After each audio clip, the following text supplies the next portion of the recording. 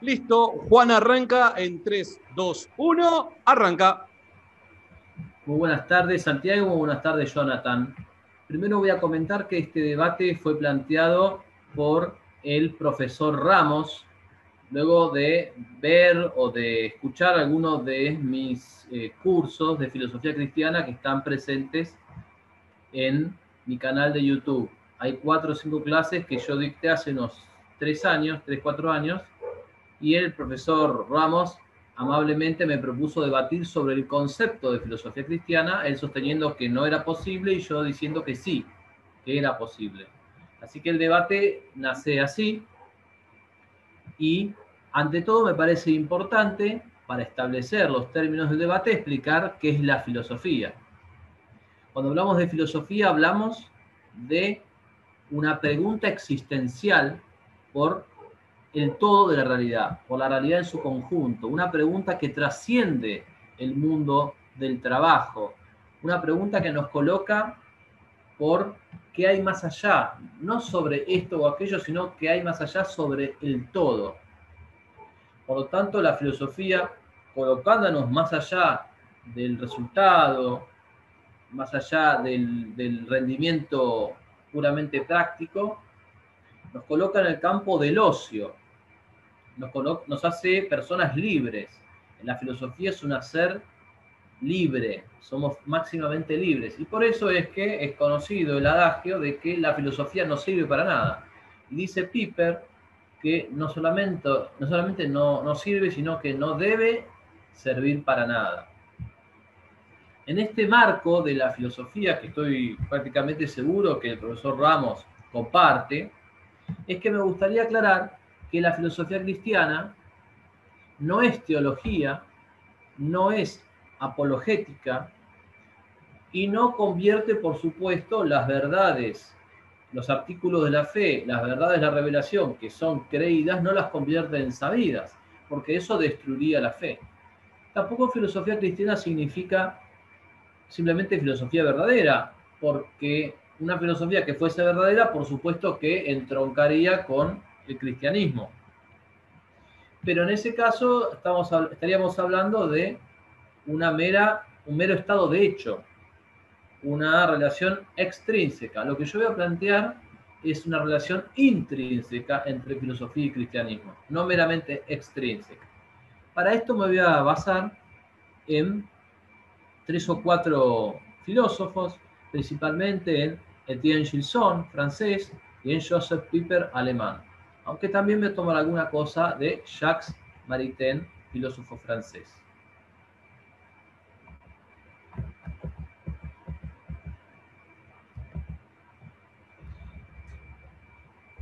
La revelación cristiana, de la cual es depositaria la Iglesia Católica, posee elementos especulativos.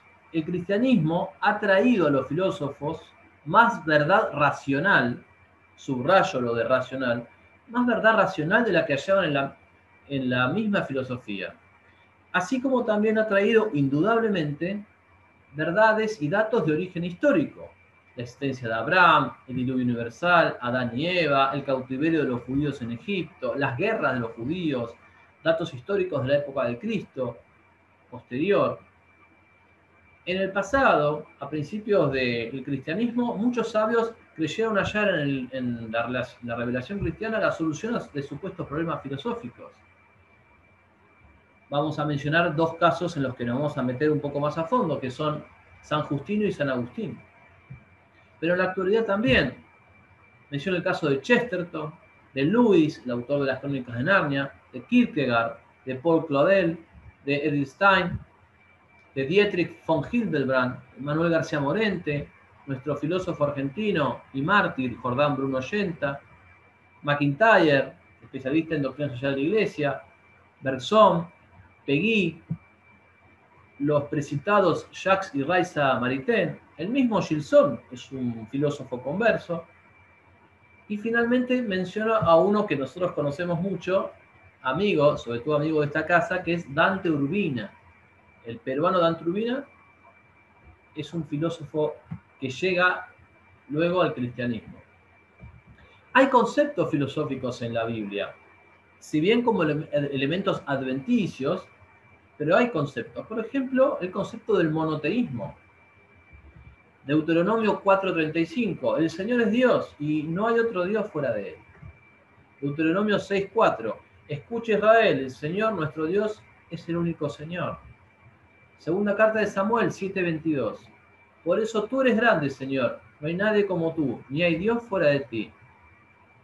Acá estamos hablando de un concepto que es el monoteísmo y que nos llega a través de la Biblia. Vamos a la primera, capítulo 1 de Romanos, versículo 19-20. Habla de que Dios se puede conocer por los ojos de la inteligencia desde la creación del mundo por medio de sus obras. Y en capítulo 2 de Romanos 14-15 dice, habla de la ley natural que los paganos tienen en su corazón. Todos conceptos de orden filosófico.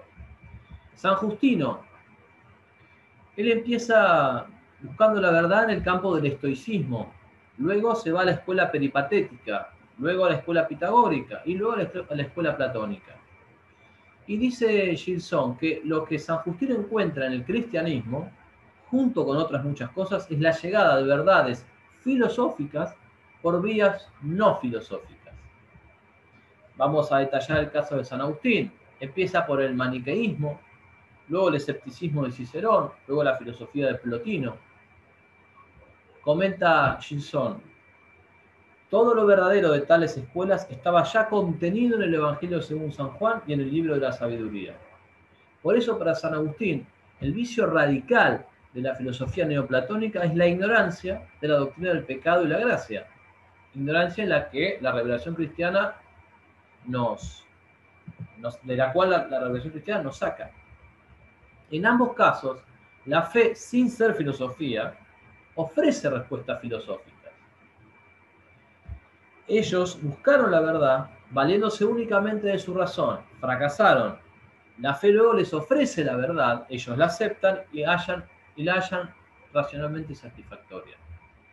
Por otro lado, cuando Gilson habla de este tema, también lo que comenta es que el análisis no puede ser puramente deductivo, abstracto, porque sí, a nivel abstracto le damos la razón al profesor Ramos de que no hay filosofía cristiana si lo consideramos abstractamente, pero hagamos un análisis no deductivo, sino inductivo. No hay duda, como dice el doctor en filosofía Manuel Ocampo, mexicano, no hay duda que el cristianismo cambió la historia de la filosofía, mostrando a la razón humana perspectivas que la sola razón no había descubierto, dice Manuel Ocampo Ponce. Cito textualmente, aún con los invaluables elementos que la filosofía griega aportó a la demostración de la existencia de Dios y a la comprensión de su esencia divina, no existe sistema alguno en la filosofía griega que promulgue un Dios único. La teología natural griega nunca pensó en eliminar el politeísmo, ni siquiera Platón y Aristóteles. El Dios platónico no elimina a los dioses, es uno más de tantos, y no es el Dios cristiano. Aristóteles tampoco salió del politeísmo.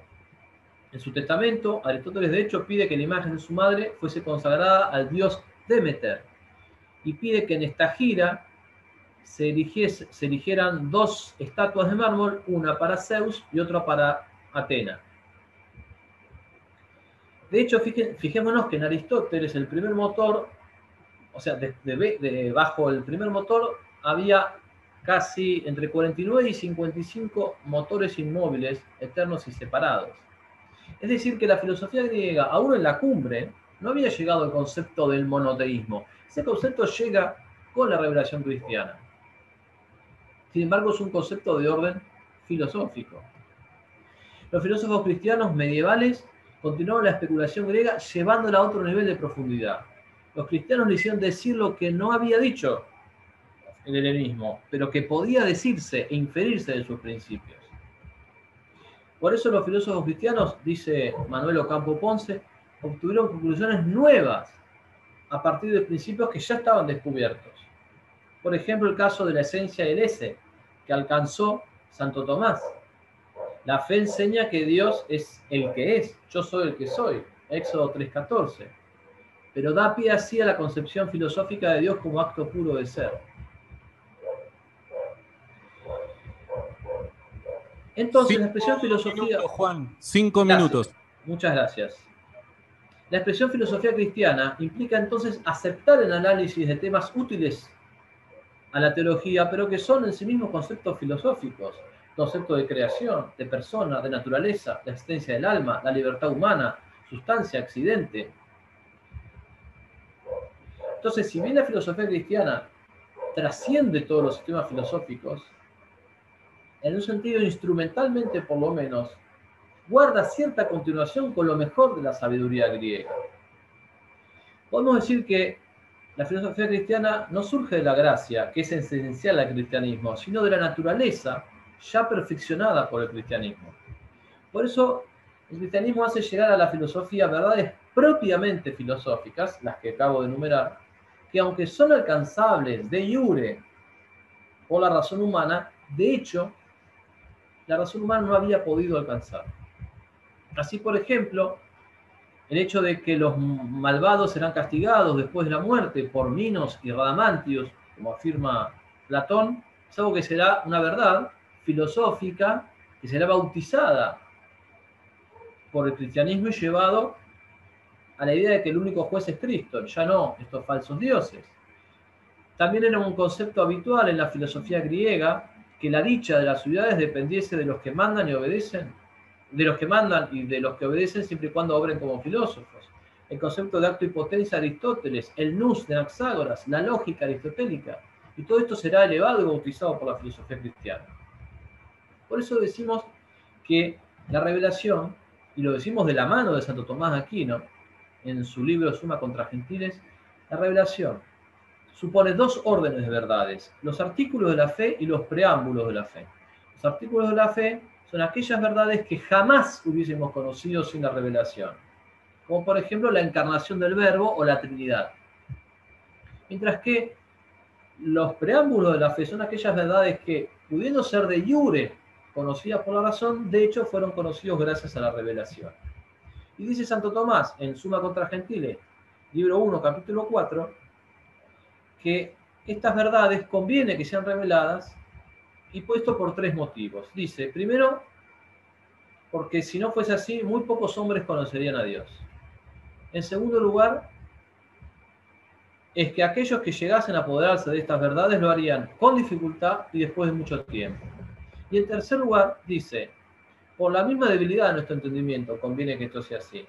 Porque las más de las veces el error se mezcla en la investigación racional. Y para muchos serían dudosas verdades que están realmente demostradas. Por eso dice, fue necesario presentar a los hombres por vía de la fe una certeza fija y una verdad pura de las cosas divinas. La divina clemencia, dice Santo Tomás, proveyó saludablemente al mandar aceptar como de fe verdades que la razón puede descubrir, para que todos puedan participar más fácilmente del conocimiento de lo divino sin ninguna duda o error. ¿Qué consecuencias tiene la filosofía cristiana? Que aceptamos la fe como norma externa de corrección. Así, para un cristiano, constatar que una afirmación presuntamente filosófica se opone a una verdad revelada por la fe, sea de este primero o segundo orden, es una señal de que es falsa. Sin embargo, el cristiano debe buscar y refutar ese error, siguiendo los métodos de la filosofía, por supuesto. Así, por ejemplo, la fe enseña que el origen del hombre arranca en una pareja, monogenismo. Por lo tanto, el poligenismo como hipótesis filosófica está descartado. Último minuto, Juan. Gracias. La fe enseña que el mundo tuvo un origen contra la hipótesis de la eternidad del mundo, que el momento filosófico es analizable. Dice Chesterton, le preguntaron lo mismo, ¿hacés filosofía cristiana? Y responde Chesterton jocosamente, yo soy cristiano y cuando filosofo se me nota. Y agrega también Antonio Caponetto, doctor en filosofía, y si no se me nota, me voy al infierno. ¿Qué quiere decir? Que al cristiano se le nota que es filósofo. Opera una selección en los temas filosóficos. El cristiano que filosofa, su filosofía se ve purificada por la fe. Se elimina la vana curiosidad. Tiene un centro que es Dios. Y filosofa sabiendo, mejor dicho, creyendo en la segunda venida de Cristo, en el juicio final y en el Apocalipsis. El filósofo cristiano finalmente vive en la esperanza de la razón. Se terminó el tiempo, Juan, perdón, tuve que cortar ahí el mic. Gracias, Juan. Bien, ahora vamos a arrancar con los 15 minutos para Jonathan. Si ustedes me dan un instante, vuelvo a calibrar el bichifú este que está acá. Gracias a todos por los que están comentando, compartiendo y demás. Arrancamos, Johnny, ¿estás preparado? Sí, Santiago, estoy listo. Gracias. Arrancamos en 3, 2, 1, va. Bien, yo voy a sostener que no es posible hablar de filosofía cristiana y que tampoco es conveniente. Para sostener que no es posible, voy a sostener que en realidad no hay filosofía cristiana, sino filósofos cristianos, que no es lo mismo. Como sostenía nuestro expositor Monedero, el concepto de filosofía es para él un concepto que debe ser forjado desde lo inductivo. Pero en realidad el concepto de filosofía no es concreto, es un concepto abstracto, porque todos los conceptos son abstractos y son universales. Lo concreto no es el concepto de filosofía, lo concreto, lo existencial, es el filósofo. Hay filósofos cristianos, no hay filosofía cristiana. El cristianismo es una religión y la filosofía es una ciencia de los primeros principios. La filosofía puede converger con el cristianismo. Y esta filosofía, la que converge con el cristianismo, por ejemplo, la que ha desarrollado Tomás de Aquino, es realista, no es cristiana. Es realista no solo porque conoce la realidad, sino porque, sobre todo, parte de la realidad. Es decir, una de las características principales de la filosofía es que el punto de partida del pensar filosófico es la realidad misma. La filosofía estudia a la naturaleza, que fue creada por Dios, y la revelación es la inspiración de Dios. Entonces, el estudio de la naturaleza autónomamente y el estudio de la revelación autónomamente pueden converger, pueden ser integrados en una sola verdad, porque la verdad no contraría a la verdad. Cada modo de conocer la realidad tiene su propio objeto formal, y el cristianismo y la filosofía tienen un fundamento distinto, una metodología distinta y una finalidad distinta. La filosofía, según Santo Tomás, capítulo 3 de la Suma contra los Gentiles, es la ciencia racional de los primeros principios a los cuales se llega partiendo siempre del ente, es decir, de las cosas. El ente es el noema originario, el semantema fundamental, el primum cognitum, o como dice el padre Fabro, el iluminante trascendental.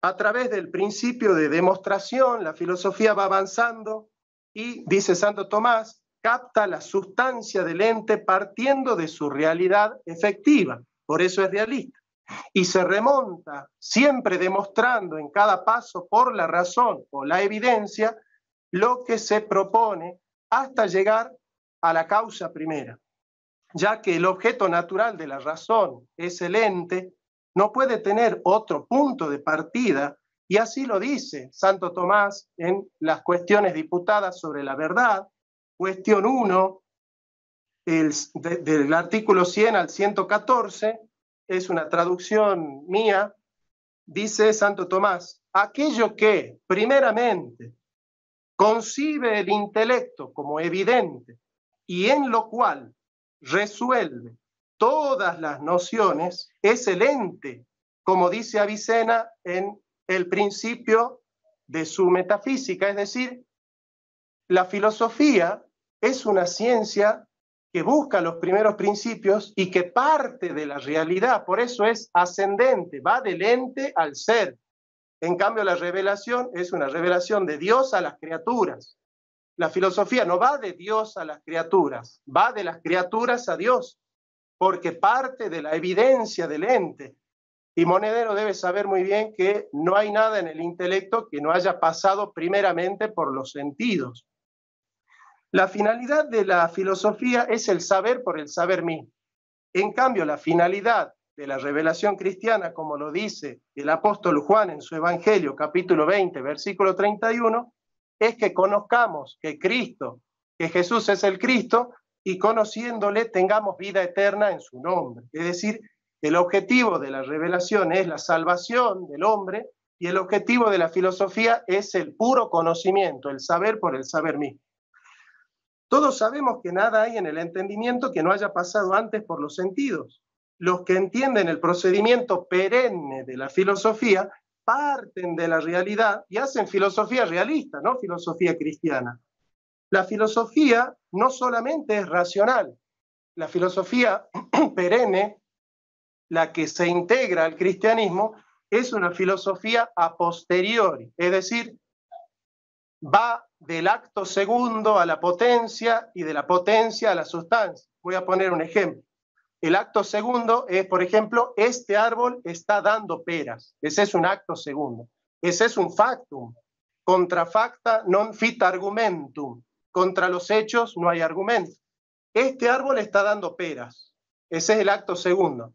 Deduzco la potencia. Si este árbol está dando peras, es porque puede dar peras. Esa es la potencia. Y si puede dar peras, es porque es un peral. Ahí descubro la sustancia. Bueno, este es el procedimiento de la filosofía en Aristóteles y en el doctor angélico, que es el doctor de la Iglesia Católica, Santo Tomás de Aquino. Silogísticamente voy a proponer entonces, la revelación con respecto a la filosofía puede ser regla positiva o regla negativa. Si la revelación es regla positiva, la convierte a la filosofía en teología, porque no descubre la filosofía entonces su objeto por la razón a partir del ente, como hace la filosofía según Aristóteles y Santo Tomás, sino por la autoridad en la revelación. Y si el punto de partida de la especulación filosófica es la revelación cristiana, en filosofía eso se llama petición de principio. Petición de principio. Entonces, no solamente que la filosofía es autónoma porque parte del ente, sino porque demuestra cada elemento a través de la razón. No puede ser entonces la revelación al cristianismo, a la filosofía regla positiva, porque si no estaríamos haciendo teología. De hecho, la teología, según Santo Tomás, es una especulación racional que parte del influjo positivo que da el dato de la revelación. Teología es logos, es razonar a través de la revelación de Teo, de Dios. Entonces no puede haber revelación como regla positiva de la filosofía. Ahora, si es regla negativa, se limita solamente a marcarle los errores, pero no la pone en su objeto. ¿Sí? La palabra positiva viene de positum, que significa ponerla en su objeto. El ser, al ser solo regla negativa, ¿no es cierto?, la filosofía tiene que volver al ente y en el ente llegar por sí misma a través del análisis crítico a el fundamento. ¿Qué quiero decir entonces? Regla positiva es cuando la revelación, por ejemplo, auxilia, subsidia a la filosofía y la pone en su objeto. Es como que si la revelación fuese regla positiva, es como que en realidad el filósofo no puede llegar a la verdad sino por el auxilio de la filosofía, de la revelación, y es la revelación la que pone en su objeto a la filosofía. El objeto de la filosofía es un objeto natural. Ahora, si es regla negativa, la regla negativa en realidad lo que hace es marcarte los errores. La regla negativa te dice por ahí no vayas, pero no te dice por dónde tenés que ir. Monedero está usando el cristianismo como regla positiva. El cristianismo no solamente le marca a Monedero los errores, que eso es propio de lo que es regla negativa en filosofía, sino que además le da conceptos, lo pone en ciertas verdades, como por ejemplo dice Monedero, que ya lo vamos a cuestionar, el monoteísmo, ¿sí? O sea, la filosofía ha llegado a la verdad del monoteísmo por la revelación. Bueno, eso es regla positiva, no es regla negativa. Y si la revelación es regla positiva, ya estamos en sede teológica y no filosófica. Voy a dar otro argumento, que es si la revelación al cristianismo le es regla negativa, no le imprime carácter. Lo que le imprime carácter a la filosofía que converge con el cristianismo es su autonomía partiendo de la realidad. Por eso se llama filosofía realista. Nosotros los tomistas le llamamos a Santo Tomás no filosofía cristiana, le llamamos filósofo realista, justamente porque es la realidad la que le imprime carácter positivo a la filosofía. Vamos a partir en este momento por un análisis cultural. Johnny, te quedan 5 minutos. Gracias, Santiago. El análisis cultural es que cuando se habla de filosofía cristiana se fusiona horizontes mentales que son totalmente distintos. Ese es un trabajo que yo he realizado en mi último libro, que se llama Fundamentación de la religión cristiana. Los griegos tienen una cultura de la vista y los hebreos tienen una cultura del oído. Eso Santiago lo debe saber. Primera de Corintios 1:22 dice, los griegos piden razones, los judíos piden señales, pero en cambio nosotros predicamos a Cristo. Locura para los griegos y piedra de tropiezo para los judíos. Entonces, la filosofía griega, la cultura griega, es una cultura de la vista. Aristóteles dice que la vista es el sentido más importante. La palabra nous, la palabra contemplatio, la palabra teoría, la palabra eidos, que significa aspecto visual, phenomenon, mostrar a la vista, sacar a la luz, lumen naturale. Los conceptos de la filosofía griega y de la cultura latina son conceptos y culturas de la vista. Parten del ver. Por eso Aristóteles dice la evidencia, parte de la evidencia. Evidencia significa lo que es visible, lo que es evidente ante los ojos o ante la luz de la razón natural. En cambio, los hebreos son una cultura del oído. Santiago debe saber, por ejemplo, el famoso Shemá de Deuteronomio, cuando dice Shemá, oh Israel, Adonai Eloheinu, Adonai Echad. Escucha, Israel, el Señor nuestro Dios, el Señor uno es. Y el apóstol San Pablo, que es un hebreo de hebreos, dice, fides ex auditum, la fe es por el oír. Romanos 10, verso 14. ¿Cómo pues invocarán en aquel en el cual no han creído? ¿Y cómo creerán en aquel del cual no han oído? ¿Y cómo oirán si nadie les predica? La fe es por el oír y el oír por la palabra de Dios. O sea, los hebreos son una cultura del oído y los griegos son una cultura de la vista. Entonces, si Monedero quiere integrar la cultura de la vista, que es la griega, con la cultura del oído, que es la hebrea, está fusionando horizontes mentales que son incompatibles, porque el mismo Pablo dice, nosotros no procedemos por vista, procedemos por fe. La fe es la certeza de lo que se espera, la convicción de lo que no se ve. Entonces, ¿cómo voy a fusionar una cultura griega que parte de la vista con una cultura hebrea que está condenando la visión? Por eso prohíbe las imágenes, justamente. Bueno, entonces, en esa fusión de horizontes son incompatibles. Ya vamos a ir analizando después detenidamente otros aspectos que tienen que ver con la imposibilidad de hablar de filosofía cristiana, ¿no? Básicamente, entonces, yo quiero dejar claro esto. Si la revelación es regla positiva para la filosofía, es teología, porque la teología es una especulación racional que tiene como punto de partida la autoridad de Dios. La revelación está basada en la autoridad de Dios. En cambio, en filosofía, basarse en la autoridad es una falacia que se llama apelación a la autoridad. Es improcedente basarse en la autoridad para hacer una reflexión filosófica. Eso se llama petición de principio. La revelación solo puede ser regla negativa, pero no es que deba serlo. De hecho, aquello que Monedero dice... Johnny, te queda un minuto.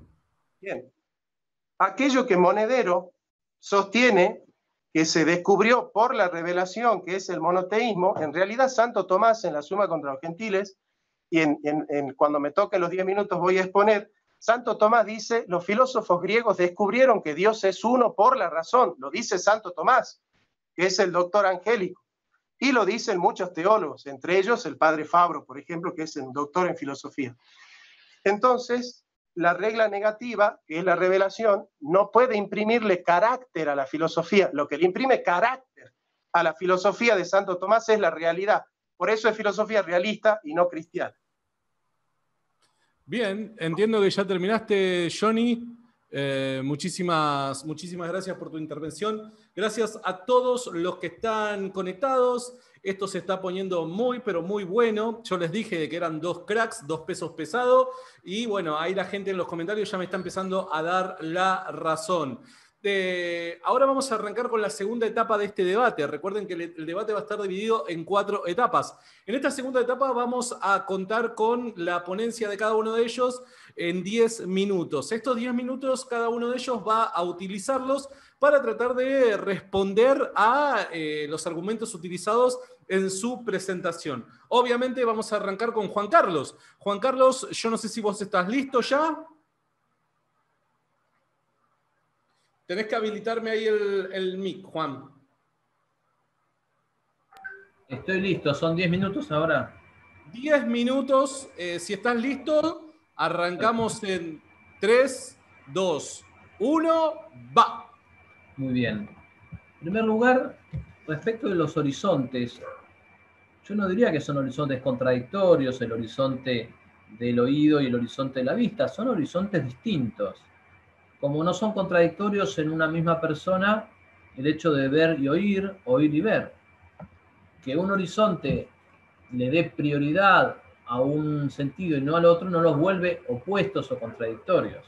De lo contrario, los griegos no tendrían posibilidad de acceder a la fe si no fuese, digamos, quitándose las escamas de su propio horizonte. Me parece que plantear que hay una contradicción es mucho más de lo que se puede probar. Se puede probar que hay una diferencia, no que hay una contradicción. La condena a las imágenes, no sé qué tiene que ver ahí. La condena a las imágenes, si es que te referías a las imágenes de Dios en el Antiguo Testamento, guarda relación con otra cosa. Eso para empezar. Después hay filósofos cristianos, estamos de acuerdo, al menos en eso. Y digo yo, y hay filósofos cristianos justamente porque hay filosofía cristiana. Si no, sería imposible.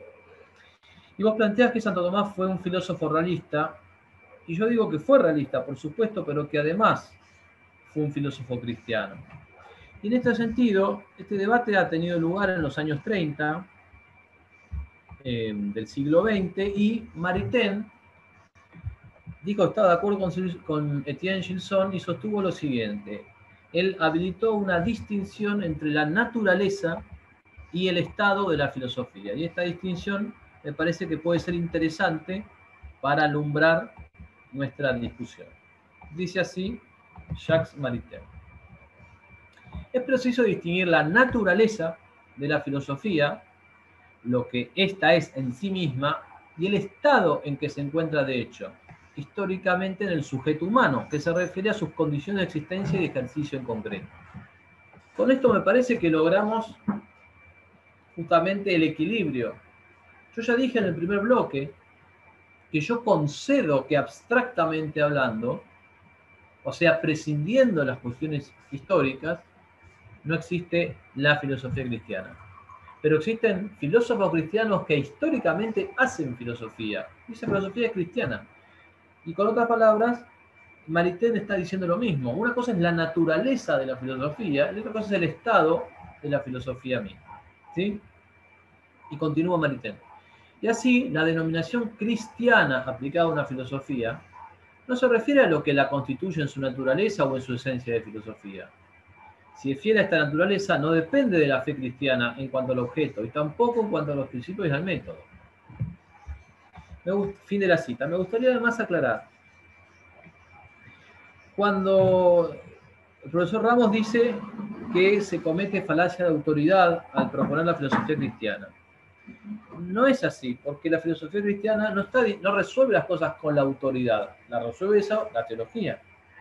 La filosofía cristiana debe probar por métodos propiamente filosóficos sus afirmaciones.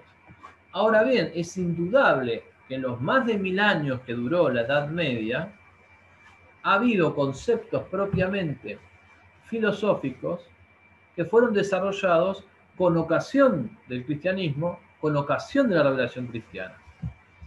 Mi objetor me cita repetida veces a Santo Tomás de Aquino. Yo voy a repetir una cita de Santo Tomás. En Summa contra Gentiles,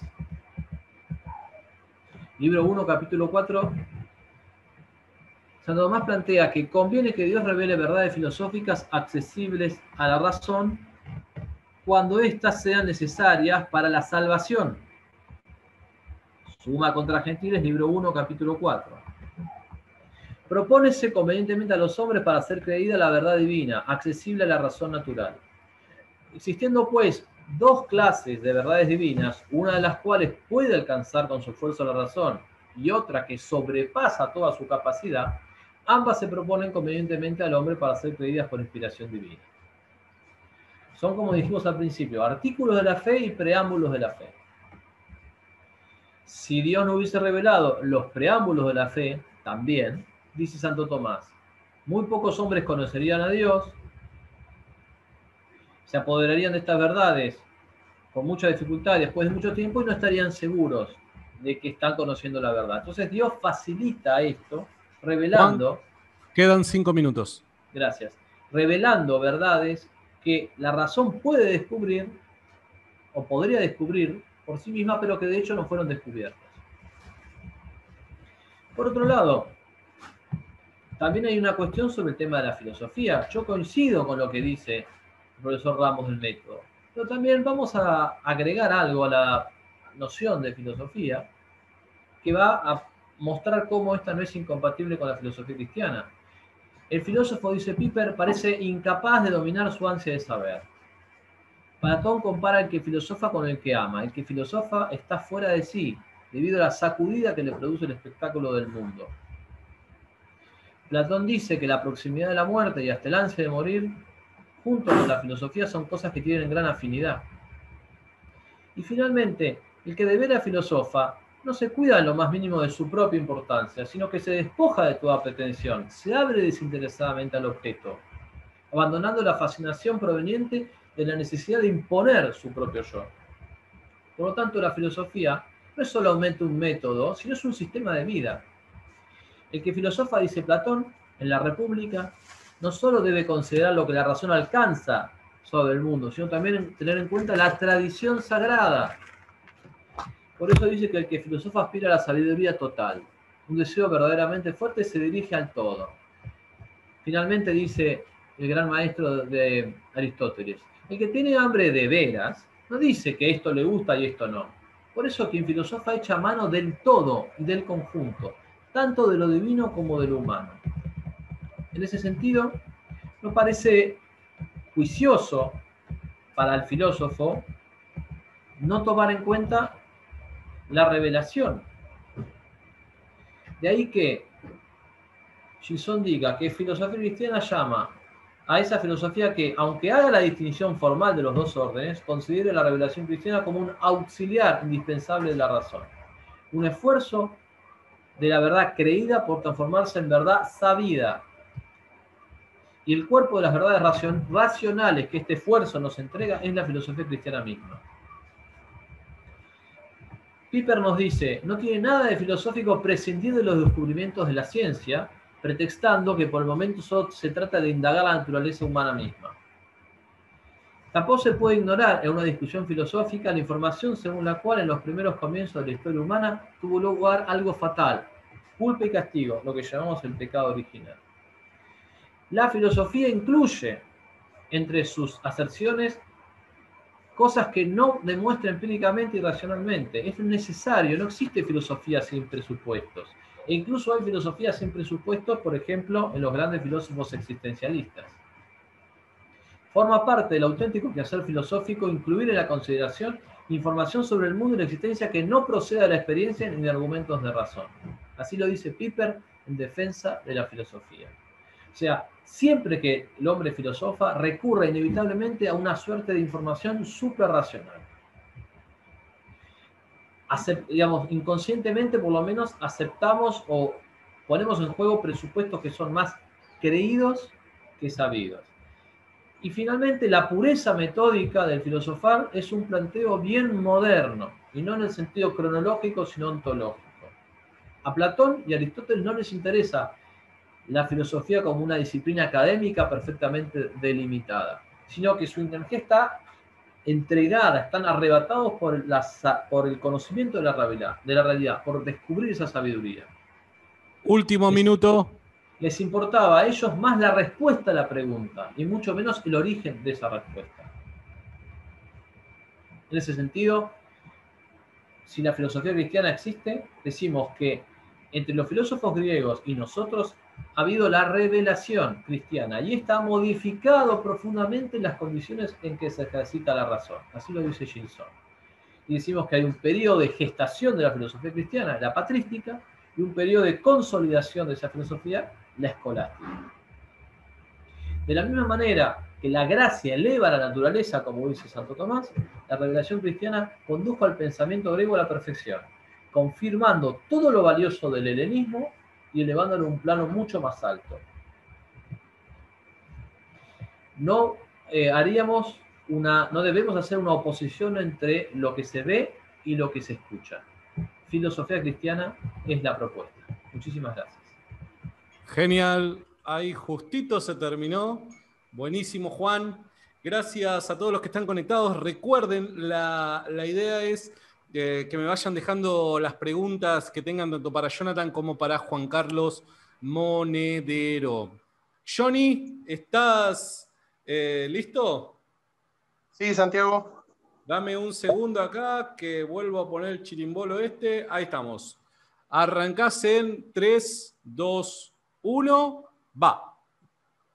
Hay una obra fundamental de Aristóteles en las propedéuticas que se llaman las tópicas de Aristóteles.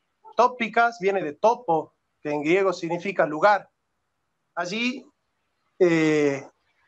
Aristóteles sostiene que es posible el diálogo entre diferentes culturas porque tenemos una inteligencia en común, tenemos una experiencia en común, que es la realidad. Esos puntales, esas tópicas son puntales para la reflexión. Aristóteles dice un mito, como en el caso de Platón, que utiliza muchos mitos como puntales para reflexionar. Un mito, una leyenda, una tradición, una religión, una creencia, un prejuicio, hipolambanus, y dice Aristóteles, son puntales para la reflexión, pero dice Aristóteles, si ese puntal no deja de ser un supuesto y nosotros lo encontramos en la realidad evidente, ese puntal deja de ser un supuesto y comienza a ser una evidencia. La filosofía tiene como punto de partida la evidencia de las cosas. Evidentemente que los puntales que llevaron a Santo Tomás, a San Agustín, a San Anselmo y a San Alberto, no solamente pertenecen a la religión cristiana. Por ejemplo, muchos de los textos que le han llegado a Santo Tomás fueron conservados a través de los árabes. Y Santo Tomás, en Del Ente y de la Esencia, está influenciado por Avicena, que es un pensador árabe. Entonces, si nosotros definimos la filosofía por el influjo positivo que recibe de otras experiencias, tenemos que decir que Santo Tomás hacía filosofía árabe porque estaba basado en Averroes y Avicena, hacía filosofía pagana porque era paganos Platón y Aristóteles, y hacía filosofía cristiana porque estaba basado en San Agustín y en San Pablo. Bueno, para mí es absurdo pensar que entonces tenemos que llamarle a la filosofía de Santo Tomás filosofía árabe porque está basada en Averroes y en Avicena, pagana porque está basada en Platón y en Aristóteles, y cristiana porque está basada en San Agustín y San Pablo. El punto de partida de la filosofía es la evidencia del ente, y lo dice Santo Tomás. Aquel que quiera apelar a la autoridad de Santo Tomás tiene que ceñirse a lo que Santo Tomás dice. De otra manera está traicionando al autor. Santo Tomás dice, y lo dice claramente, el punto de partida de la reflexión filosófica es el ente y no la revelación. Santo Tomás sabe que cuando está partiendo de la revelación es teólogo y cuando está partiendo del ente es filósofo. La misma persona hace filosofía y hace teología, y él se da cuenta cuando hace filosofía y cuando hace teología. Entonces, el filósofo es cristiano, pero él cuando hace filosofía, no la hace filosofía como cristiano, la hace como realista, la hace como un aristotélico. Y para eso vamos a distinguir las relaciones entre fe y razón. Esta distinción le pertenece al discípulo de Cornelio Fabro, que es doctor en filosofía por la Universidad Pontificia de Roma, el doctor Julio Raúl Méndez. Este paradigma consiste en 3 versiones con 2 modelos cada uno. Paradigmas de la exclusión desde la razón, aquel que sostiene que solo la razón puede conocer la verdad y no la fe. Ese paradigma se llama el racionalismo, la exclusión de la fe desde la razón. Y el otro paradigma es la exclusión desde la fe, que excluye a la razón desde la fe. Este paradigma es el del fideísmo, el que sostiene que solo la fe puede conocer la verdad y no la razón, ¿sí? Estos son los famosos antidialécticos medievales. Segundo paradigma, subsunción. La subsunción alternativa desde la fe supone que la razón puede pensar la realidad, pero en algún momento necesita, como dijo bien Monedero, el auxilio imprescindible de la revelación. Si tu filosofía necesita el auxilio imprescindible de la revelación, tu filosofía no es autónoma, es decir, no llega al objeto natural por sí misma, sino que llega subsidiada por la revelación. Y vuelvo a repetir, eso no es filosofía, es teología. Esta subsunción desde la fe, entonces, supone que la razón puede hacer un poco por la verdad, por conocer la verdad de la filosofía, pero que en definitiva la razón para conocer la verdad de la filosofía necesita el auxilio de la fe. Y la subsunción desde la razón sostiene que la fe puede empezar la búsqueda de la verdad, pero necesita del auxilio de la ciencia. Ahí está Hegel, Comte. Johnny, quedan 5 minutos. Gracias. El paradigma que vamos a sostener nosotros es el de la autonomía integrada, que es el de Santo Tomás.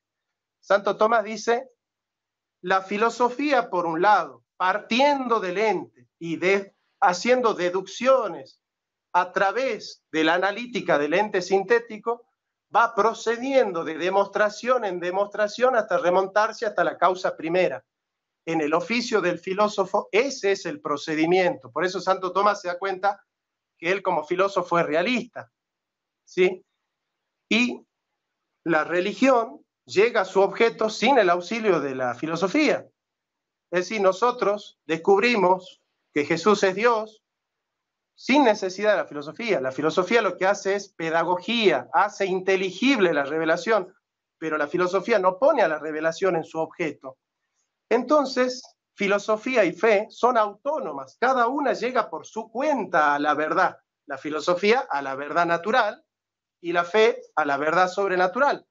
Resulta que estas dos verdades se integran en una misma verdad porque son convergentes, son integrables. Ese es el paradigma que sostiene Santo Tomás, la autonomía integrada. Fe y filosofía van por su cuenta y se integran en la misma verdad. Y el último paradigma es el de la autonomía desintegrada, que es el de la doble verdad de Siger de Brabante, es decir, que en filosofía se dice A y en religión se dice no A. Ese paradigma de la doble verdad es, por ejemplo, un cristiano que se dice abortista. En la misa le dice sí a la vida y al Señor de la vida, y en la plaza se pone el pañuelo verde y milita el aborto. Bueno, ese cristiano está en el paradigma de la doble verdad.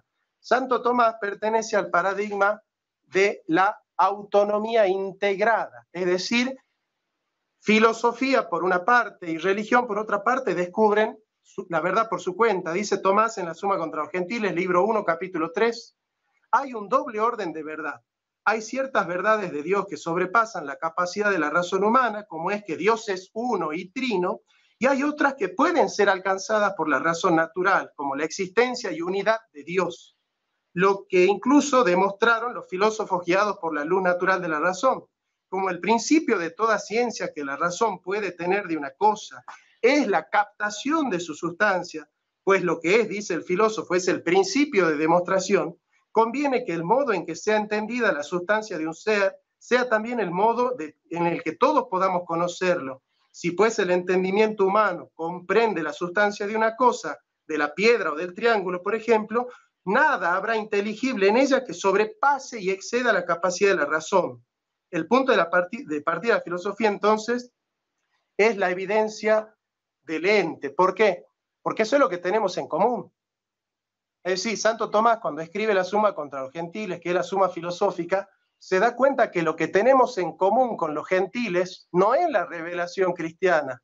Lo que tenemos en común con los hebreos, ¿qué es? El Antiguo Testamento. Con los cristianos herejes, ¿qué tenemos en común? El Antiguo y el Nuevo Testamento. Y siempre la razón. Ahora, con aquel que no acepta la revelación judía ni cristiana, ¿qué tenemos en común? La filosofía. ¿Por qué? Porque la filosofía parte del ente. Entonces Santo Tomás resuelve poner en común aquello que tenemos nosotros de garantía, que es el ente. Todos tienen acceso al ente porque hacen filosofía. Entonces, todos pueden descubrir al ente sintético, los árabes, los ateos, los gentiles, los cristianos herejes, los cristianos ortodoxos, los cristianos romanos. Santo Tomás se da cuenta que él tiene que partir de la filosofía porque todos nosotros... Último minuto. Todos nosotros nos encontramos en el ente. Y va a decir Santo Tomás, nuestro conocimiento humano tiene su origen en los sentidos. Esa es la filosofía. Y por lo tanto, lo que no cae bajo la actuación del sentido no puede ser captado por el entendimiento humano, a no ser en tanto deducido de lo sensible. Entre dos personas, una penetra más íntimamente en la realidad de un ente que otra. El rústico de ninguna manera puede captar los argumentos sutiles de la filosofía. Eso es lo que está enseñando Santo Tomás, a distinguir que él es un filósofo cristiano, pero cuando hace filosofía es realista y cuando hace religión apela a la autoridad. La misma persona tiene dos procedimientos distintos porque entiende la esencia de la filosofía y la esencia del cristianismo. Perdón, ahí estoy. Bien, buenísimo. Entiendo que Johnny ya terminó. Justo acaba de terminar el tiempo. Gracias a todos los que están conectados, opinando, mandando preguntas y demás. Recuerden, por las dudas, las preguntas tienen que ser, tienen que ser acerca del tema que se está discutiendo, ¿está bien? Eso vale la pena aclarar. Por otro lado, hay personas, por dar un ejemplo, Santiago Lozano, ahí me mandó una pregunta para Juan Carlos Monedero, pero está incompleta. No sé si la va a terminar de escribir o me la va a mandar toda entera, no sé con cuántos caracteres cuenta para poder exponer poner la pregunta. Tengan en cuenta eso, que ya en breves minutos nada más arrancamos con la interacción con el público. Bien, vamos a pasar a esta tercera etapa del debate. Ahí le pido a Juan que pueda habilitar su micrófono. En esta tercera etapa vamos a buscar la interacción entre los ponentes, ¿está bien? Ahora acá es en donde va a haber un tiempo de preguntas y respuestas, una pregunta cada uno, ¿está bien? Va a arrancar Juan Carlos Monedero preguntándole a Jonathan la respuesta, la respuesta a la pregunta inicial tiene que durar como máximo 5 minutos. Ahora, Juan Carlos tiene la posibilidad, luego obviamente también Jonathan, de al menos hacer una repregunta, pero todo dentro de los 5 minutos esos, si no nos iríamos a la medianoche, la pasamos todos juntos acá, ¿no? La idea no es esa. Entonces, 5 minutos para responder tiene Jonathan y Juan Carlos tiene la oportunidad de poder repreguntar dentro de esos 5 minutos. Luego le toca a Jonathan, luego a Juan Carlos, así 4 veces. ¿Está bien? Así que bueno, nada, arrancamos con Juan Carlos. ¿Juan? Sí. Bien, Jonathan. Cité unas 2 veces el fragmento de la Suma contra Gentiles, libro 1, capítulo 4, en el cual Santo Tomás habla de los artículos de la fe y de los preámbulos de la fe. Bien, mi pregunta es, ¿cómo conciliás ese fragmento con tu planteo?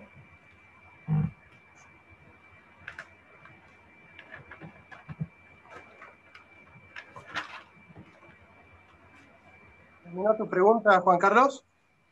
¿Cómo? ¿Terminó tu pregunta ahí? Perdón, no escucho bien, Jonathan. No se llega a entender nítido lo que le estás diciendo, Johnny. terminó tu pregunta, Juan Carlos. Sabes que la primera parte me sale un toque bajo, Johnny. Yo no sé si estás teniendo problema con el micrófono. Mirá, no sé, ¿ahí me escuchan bien? Ahora sí, a ver. Sí. Preguntaba si ya terminó la pregunta o si la va a explicar. Bien. Si ya terminó la pregunta, Juan, ahí. ¿Juan? Ahora se me fue Juan Carlos. A ver. Vamos a ver si esto lo podemos... Ahí volvió Juan Carlos. Ahí estamos. Ahí volvió. Bien. Dice Jonathan, si ahí está tu pregunta. O sea, ¿esa es tu pregunta? Sí, simplemente cómo concilia eso con el planteo que viene haciendo Jonathan. Bien. Bueno, Santo Tomás, en el capítulo 4 de la Suma contra los Gentiles, dice: existiendo pues dos clases de verdades divinas, una de las cuales puede alcanzar con su esfuerzo la razón, ambas se proponen convenientemente al hombre para ser creídas por la revelación, porque si se abandonase al solo esfuerzo de la sola razón el descubrimiento de las verdades del filósofo, se seguirían tres inconvenientes. El primero, que muy pocos hombres conocerían a Dios, ya que hay muchos incapacitados por una mala complexión fisiológica, por el cuidado de bienes materiales, porque no tienen mucho tiempo, la pereza, porque es necesario saber muchas otras cosas antes de llegar a lo que la razón puede inquirir de Dios, porque precisamente el estudio de la filosofía se ordena al conocimiento de Dios. Por eso la metafísica, que se ocupa de lo divino, es la última parte de la filosofía. Así pues, no se puede llegar al conocimiento de dichas verdades, sino a fuerza de intensa labor investigadora, y ciertamente son muy pocos los que quieren sufrir este esfuerzo por amor a la ciencia.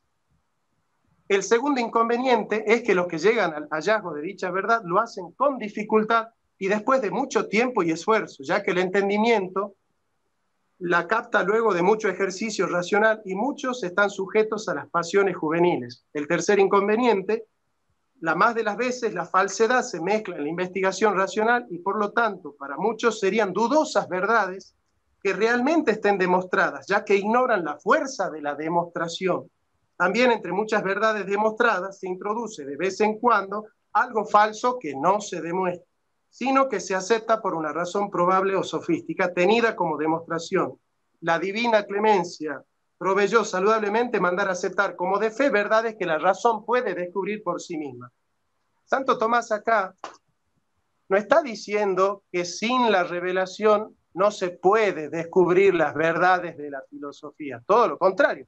Santo Tomás lo que está diciendo es: se ha dado a creer por la fe aquello que los filósofos buenos, dice Santo Tomás, han podido descubrir por la sola razón, porque si se dase a los cristianos que descubran esas verdades, por ejemplo, que Dios es uno, que existe, que es causa del mundo, que el amor es fundamento de la participación metafísica, cuestiones que Santo Tomás ha descubierto por la filosofía. Santo Tomás dice: si todos los cristianos tendrían que hacer metafísica para descubrir estas verdades que la razón puede descubrir y que nosotros como filósofos la estamos descubriendo, muy pocos descubrirían esas verdades.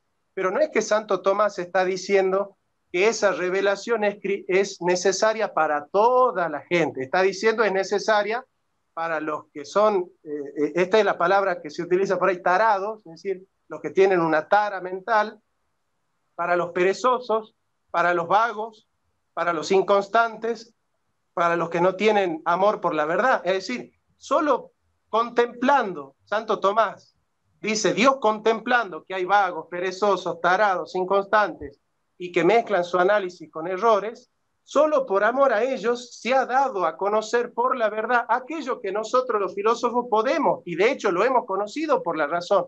Lo que pasa, y dice Santo Tomás en el texto un montón de veces, serían muy pocos los que conozcan tales verdades. En ningún momento Santo Tomás dice que sin la revelación los filósofos no conocerían la verdad filosófica. Está diciendo, la podemos conocer, pero seríamos muy pocos, porque es muy difícil. Entonces, mi respuesta es clara. Santo Tomás está diciendo, yo como filósofo llego a la verdad filosófica partiendo del ente, no de la revelación. Cuando yo acudo a la revelación, dice Tomás, yo me doy cuenta que ya no soy filósofo, que soy teólogo. Por eso, si vos estudiás la Suma contra los Gentiles, la tengo acá, Santo Tomás parte argumentando, los primeros 3 libros de la Suma contra los Gentiles son estrictamente filosóficos. Es la suma filosófica. Se termina el tiempo. Se terminó el tiempo. Demuestran, y al último dice, y esto que hemos demostrado por la filosofía, lo dice también San... Perdón, tuve que ahí cortar porque se nos terminó el tiempo. Denme un segundo nada más. Ahí estamos. Bueno, ahí está la respuesta de Jonathan a Juan Carlos. Vamos ahora a pasar por la pregunta de Jonathan a Juan Carlos. ¿Está bien? Yo obviamente no los quiero interrumpir porque son solamente 5 minutos y si los interrumpo pueden ser unos segundos valiosos que se pierdan. Pero al cumplirse los 5 minutos voy a cortar los micrófonos. ¿Está bien? Vamos, Johnny. Bien. La pregunta que le quiero hacer a Juan Carlos es, sabiendo que en la unidad de la vida se da esta integración entre la fe del cristiano y su filosofía, porque el sujeto es uno, la pregunta es, tu definición, partiendo de la integridad de la vida psíquica, donde en el individuo la fe y la filosofía están unidas en el mismo individuo, tu definición de la filosofía no es existencialista en ese caso, o al menos psicologista, porque de ser así, vos no serías un antimoderno, ya que estarías basándote en filosofías modernas como el psicologismo o el existencialismo, que no existían en la época medieval. Respondo. El psicologismo es la reducción de la realidad o de los principios o bienes morales de la misma a la psicología. No propongo eso. Y dijiste psicologismo o... Existencialismo. Existencialismo es la negación de las esencias. Por lo tanto, mi postura no tiene que ver ni con una cosa ni con la otra. Lo que sí tiene que ver la postura, que no es mía, sino de una larga tradición de filósofos, es no un análisis existencialista, sino un análisis inductivo y no deductivo. Algo parecido a lo que hacemos en economía. En economía hay una escuela de economistas llamados ortodoxos, liberales, que parten de definiciones. Mientras que hay otra escuela, que es la que a mí me gusta más, que son realistas, parten de lo inductivo, de la realidad. Entonces, yo ya te he dicho, y en eso coincido, que abstractamente considerado, yo concedo, y también Gilson lo concede, y Piper concede, y Maritain concede, que abstractamente considerado no haya filosofía cristiana. Ahora, sí se llama filosofía cristiana al estado de hecho que históricamente se ha producido y al conjunto de ese cuerpo de verdades propiamente filosóficas, pero que sin embargo la revelación no es que se pone como punto de partida, porque eso sería teología. Tampoco es apologética, porque no es la defensa racional de esa fe, sino que es el conjunto de verdades propiamente filosóficas que el hombre, con ocasión de la revelación, llega a descubrir y que antes no había podido descubrir. Habíamos hablado del monoteísmo, pero fíjate que el dios de Platón no elimina los otros dioses. Y Aristóteles, esto lo cuenta Gilson en el espíritu de la filosofía medieval, Aristóteles digamos, en esto de su testamento, pide que se construyan los altares. Entonces, hay que sumarle, porque a la cuestión de la filosofía de Aristóteles hay que sumarle también otros datos históricos. Si él dejó eso en el testamento y quería que se construyan 2 estatuas, una Zeus y otra Atenas, entonces lo lógico es pensar que él era politeísta. ¿Sí? Entonces, por eso digo, sumar el análisis filosófico, textual, a un montón de elementos históricos que le dan una luz mayor. A eso llamo un análisis inductivo y no es para nada psicologista y no es para nada existencialista. ¿Hay alguna repregunta, Jonathan? Sí, la repregunta sería, la conceptualización de una disciplina siempre se hace abstracta. Los conceptos son abstractos. Cuando yo me pregunto qué es la filosofía, yo tengo que dar una definición abstracta. Porque las conceptualizaciones son abstractas, porque captan la esencia de las cosas y dejan de lado los accidentes. En este sentido, ¿cómo vos podés sostener que hay filosofía cristiana porque hay filósofos cristianos, cuando en realidad el filósofo es concreto, pero la filosofía es abstracta?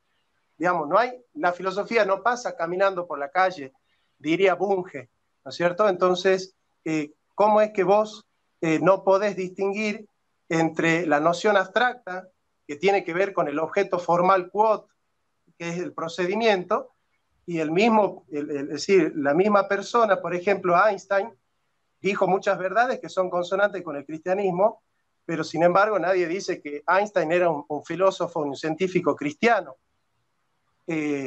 ¿Cómo podés vos sostener que el concepto de filosofía es concreto si no hay conceptos concretos? Todos los conceptos son abstractos.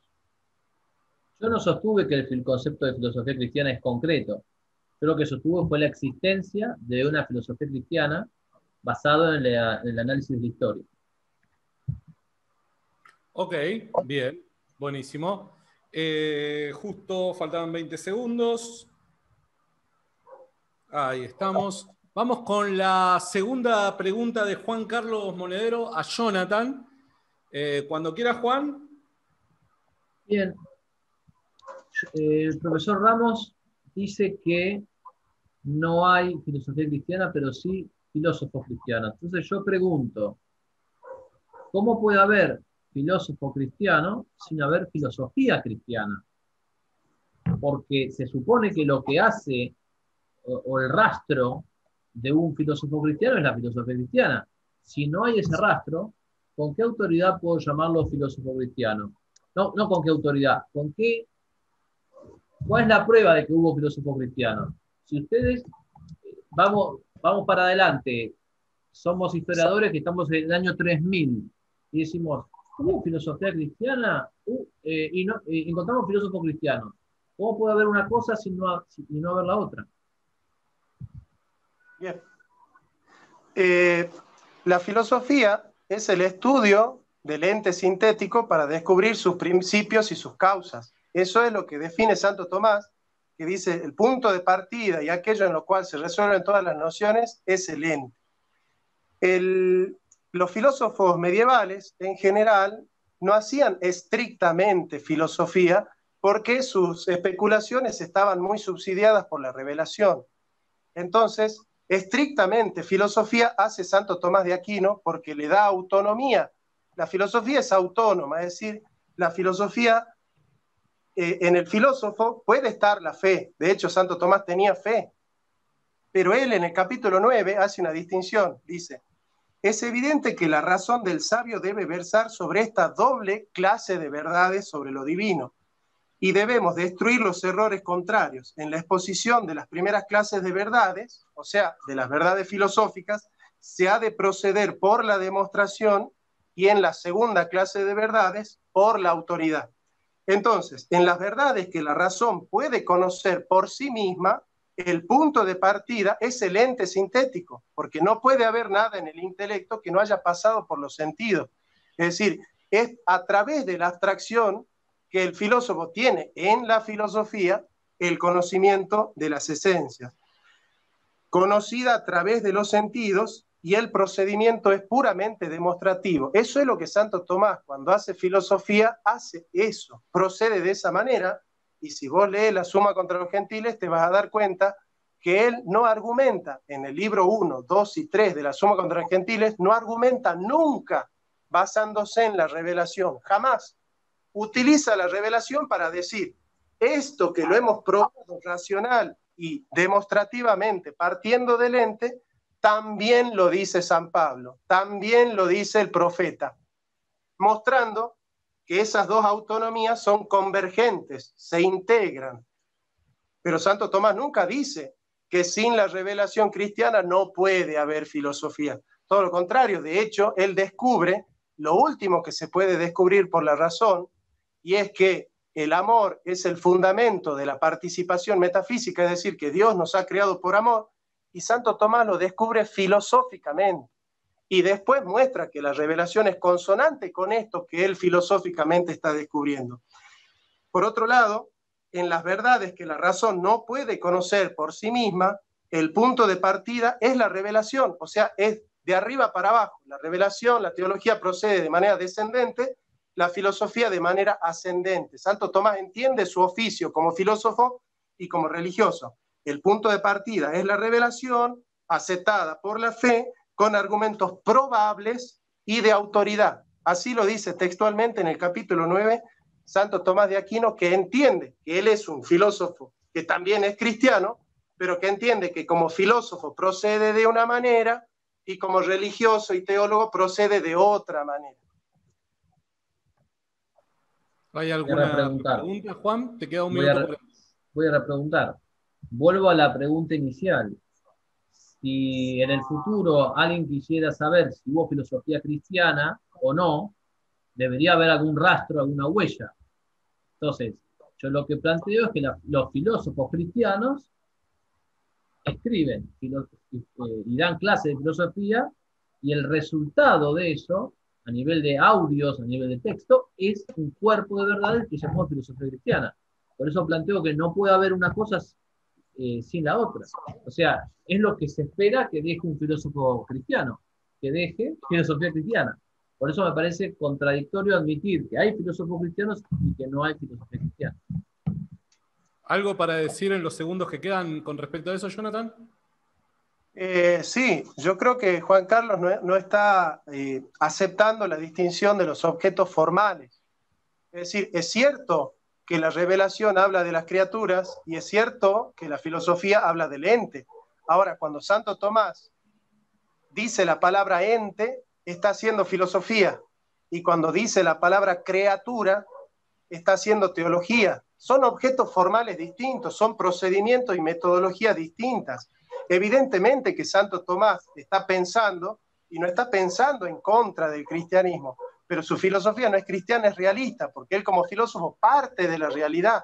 En cambio, si vos decís que hace filosofía cristiana, muchas de las conclusiones o de las premisas no parten de la realidad, sino del dato revelado. Perdón, hasta ahí nada más. Terminamos los 5 minutos. Ahí estamos. Bueno, vamos con la segunda pregunta de Jonathan. A Juan Carlos con la posibilidad de poder repreguntar. Segunda pregunta de Jonathan. Juan Carlos, la revelación es un hecho contingente, no es un hecho necesario. ¿Por qué es un hecho contingente? Porque pudo Dios no haberse revelado. Es decir, Dios se reveló por puro amor, no necesitaba revelarse.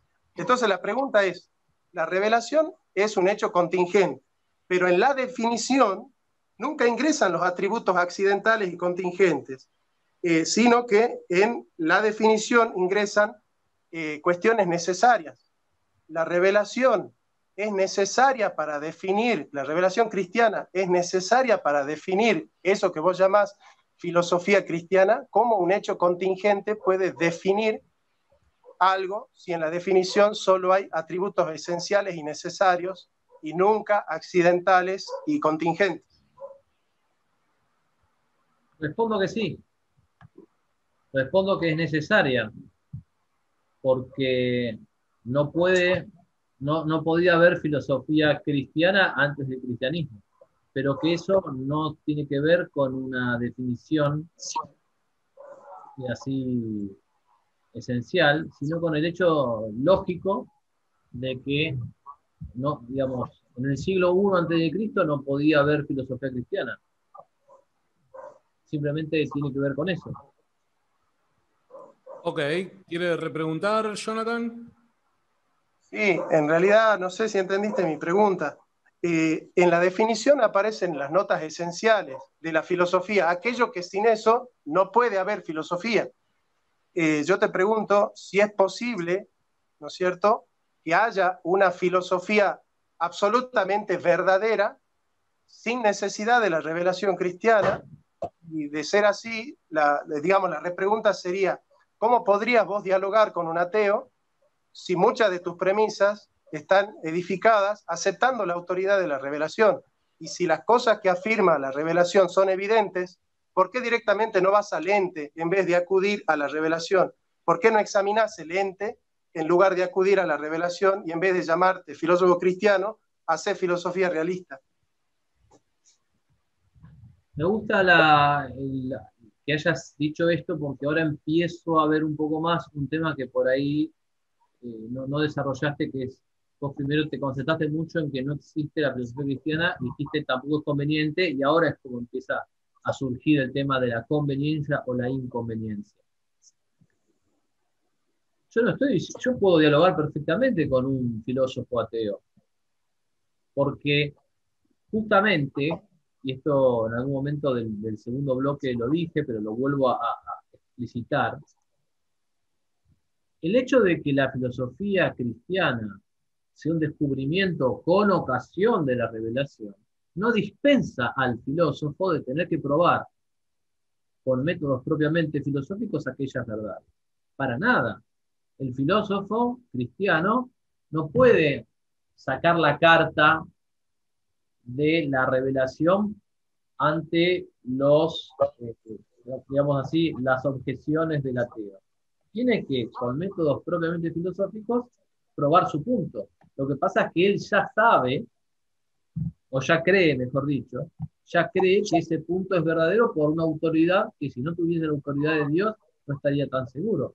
Él ya cree que ese punto es verdadero. Por ejemplo, suponte que discute con un filósofo ateo el tema de el origen del mundo. Suponte eso. Discuten la eternidad del mundo. El filósofo ateo plantea la eternidad del mundo. El filósofo cristiano planteará que el mundo tuvo un inicio, pero no puede decir el filósofo cristiano, el mundo tuvo un inicio porque en la Biblia dice Génesis 1.1 tal cosa. No puede, porque eso sería hacer teología. Pero sí, sabiendo que la Biblia dice Génesis 1 esa cosa, lo que puede hacer es plantear con argumentos de otro orden, de orden científico incluso, orden filosófico, su punto. O sea, lo que yo quiero evitar es una suerte de esquizofrenia. Es decir, cuando el filósofo filosofa no puede dejar la fe, si realmente tiene fe, no puede dejarla en el closet.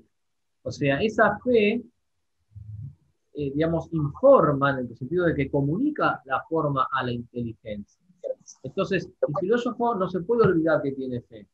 Ahora, no puede hacer valer la autoridad de la fe en una polémica filosófica. Y yo, de hecho, he tenido incontables discusiones con ateos o con personas, digamos, de ese palo, y se puede razonar en base a la razón natural.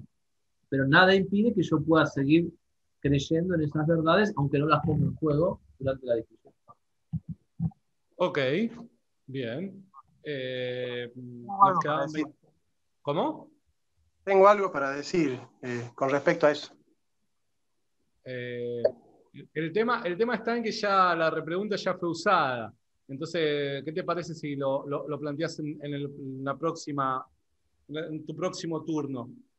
Más que nada para que la gente que está conectada no lo malinterprete, ¿no? Vamos con el siguiente punto, la siguiente pregunta de Juan Carlos Monedero, es la tercera, hacia Jonathan. Juan. ¿Pueden llegar verdades filosóficas por vía no filosófica? ¿Aceptás que el monoteísmo,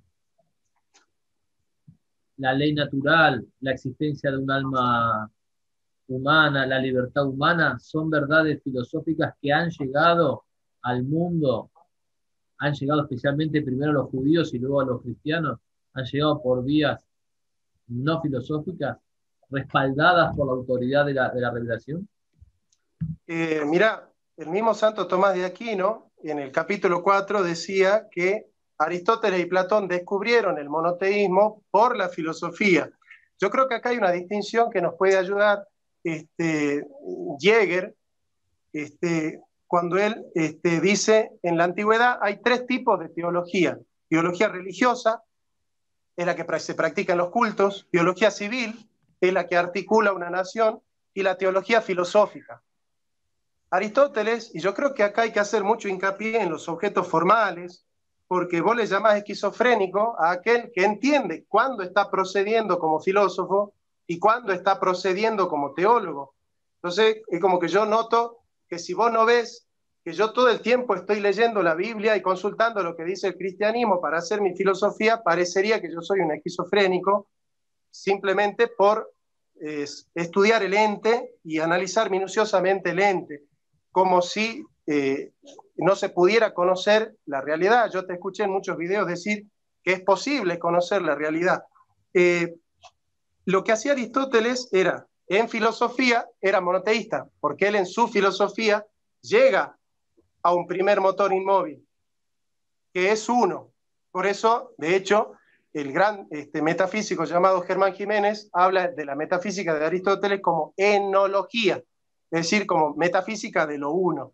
Y él, en su vida práctica, practicaba una teología religiosa, y ahí sí era politeísta, ¿no es cierto? Bueno, lo mismo pasaba con Sócrates, lo mismo pasaba con Platón. Yo creo que es bueno hacer esa distinción. Hay un autor muy bueno que nos da a conocer que hay ciertas verdades de la filosofía que siempre pensamos que habían sido verdades de la religión, pero que en realidad los filósofos la han descubierto por la razón. El autor se llama Tomás Rego y escribió un artículo muy bueno hace 3 años que se llama Los nombres que significan mundo en Aristóteles. Ahí él sostiene que el concepto de creación, llamado poiúmetes, es un concepto filosófico. Es decir, la novedad que trae Tomás Rego es que aquello que se concibió que había sido un influjo de la revelación cristiana o judeocristiana en la filosofía, en realidad ya era un concepto filosófico. Ahora, ¿por qué los filósofos han podido conocer la verdad natural a través de la razón? Y porque la verdad natural es accesible a la razón. Entonces, ¿cómo no van a poder conocer por la razón natural la verdad natural? Me parece lo más lógico y lo más obvio que si la realidad es natural, la razón natural pueda conocer las verdades naturales.